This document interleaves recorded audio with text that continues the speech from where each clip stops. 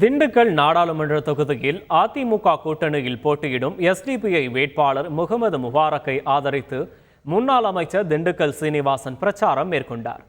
மானூர் பகுதியில் பேசிய முகமது முபாரக், திமுக தேர்தலின் போது அளித்த 520 வாக்குறுதிகளில் ஒன்று கூட திண்டுக்கல் மாவட்டத்திற்கு இல்லை என்று தெரிவித்தார். அதிமுக அளித்த தேர்தல் அறிக்கையில் 11 விஷயங்கள் திண்டுக்கல் மாவட்டத்திற்கு இருப்பதாக கூறினார்.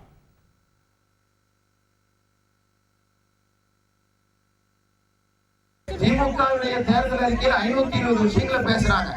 ஒரு செய்தி கூட திண்டுக்கல்லை பற்றி இல்லை. ஆனால் அதிமுகவுடைய மாநில அளவிலான தேர்தல் அறிக்கை 133 விஷயங்களை பேசுது. அதுல 11 விஷயங்கள் திண்டுக்கல் மாவட்டத்தை பற்றி மட்டும் பேசப்படுகிறது என்று சொன்னால் அஇஅதிமுக எந்த அளவிற்கு திண்டுக்கல்லை பற்றி கவலைப்படுகிறது என்பது உங்களுக்கு புரியும். நம்மை பற்றி கவலைப்படுகிற அஇஅதிமுகவுடைய வேட்பாளரை ஆதரிப்போம். செய்திகளை உடனுக்குடன் தெரிந்து கொள்ள உடனே சப்ஸ்கிரைப் பண்ணுங்க.